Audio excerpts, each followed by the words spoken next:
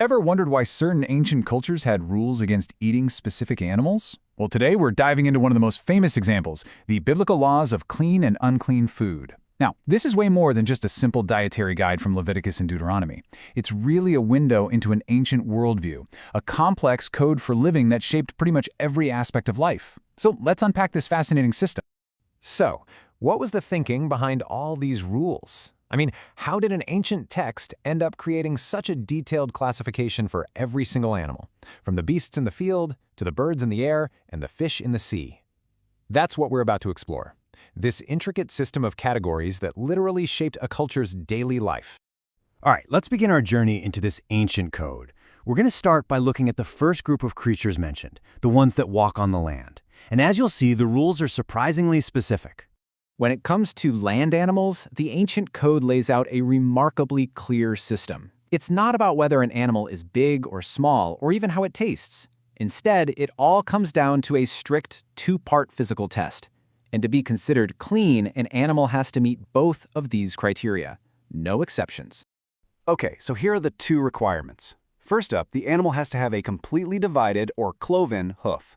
Second, it must chew the cud. You know, it has to be a ruminant, an animal that brings its food back up to chew it again. Just think of animals like cattle, sheep, and goats. They fit both criteria perfectly. But here's the kicker, and what makes this so fascinating: the strictness of this rule. It is not enough to just meet one of the criteria. An animal has to check both boxes. If it fails on even one, bam, it's classified as unclean. And this leads to some very specific and maybe surprising exclusions. And this is where we see what you might call the near misses. Take the camel, for example. It chews the cud, sure, but it doesn't have a fully divided hoof, so it's unclean. The rabbit also chews the cud, but fails the hoof test. And of course, the pig famously has that divided hoof, but it doesn't chew the cud, landing it squarely on the unclean list. The rule is absolute. All right, let's move from the land and head into the water. For all the aquatic life, the code gives a much simpler but just as strict standard for what's considered clean. The rule for things living in the seas and streams is super simple. To be clean, it has to have both fins and scales. So fish like trout, salmon, or tuna would totally fall into this category. And just like with the land animals, this is an all-or-nothing deal. Creatures like shrimp, lobster, and catfish, which are missing either fins or scales, or in some cases both, are explicitly forbidden. You can see the logic of this system is perfectly consistent. Now, let's look to the sky. For birds and flying things, the code actually takes a totally different approach. Instead of giving a rule for what is allowed, it gives a list of what to avoid. It's basically a system of exceptions. So instead of a list of approved birds, the text lists the specific birds that are considered unclean. And you know, there's a common thread that runs through a lot of them. Many are predators or scavengers, birds that consume blood or eat carrion. Here are just a few examples from that list. The eagle, the vulture, different kinds of owls and hawks. You can kind of see the pattern, right? And what's really fascinating is that the bat is also included right here in this list of unclean flying creatures. Believe it or not, the code even gets down to the level of insects. The general rule is that flying insects that walk on four legs are unclean. But there's a very specific exception. If that insect has jointed legs above its feet, made specifically for hopping, it can be eaten. So, which insects actually make the cut? Well, the scriptures are very clear, listing the locust, the katydid, the cricket, and the grasshopper as clean. Pretty much all other flying insects are considered unclean. Now, these laws didn't just stop at what you could eat. They went even further to this idea of contamination through physical contact. Just touching the carcass of an unclean animal had its own whole set of rules and consequences. So, what would happen if someone touched the carcass of an unclean animal? The ancient code has a very clear protocol. That person would be considered ritually unclean until the evening.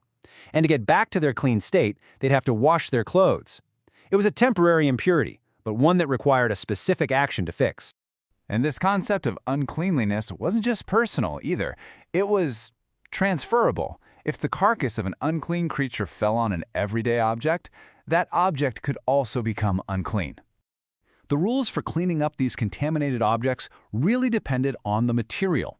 A wooden bowl or a piece of cloth could be purified just by washing it in water. But something porous like a clay pot, which could absorb the impurity, it had to be broken. The same was true for a contaminated oven or stove. It had to be totally destroyed, permanently taken out of use. So this brings us to the really big question. What was the point of all this? I mean, why create such a detailed, elaborate system that governed what you could eat, what you could touch, and even how you had to clean your pots and pans? Well, on a practical level, the purpose is spelled out for us directly in the text to distinguish between the unclean and the clean. These laws created this really clear system of categories, teaching people to see order and separation in the world all around them. But, beyond the practical act of just sorting animals, this daily exercise of making distinctions pointed to a much deeper spiritual goal. It wasn't just about food, it was really about identity. And this is the core principle. The scriptures link these rules directly to the idea of holiness. The whole reason for following this code was to mirror a divine attribute.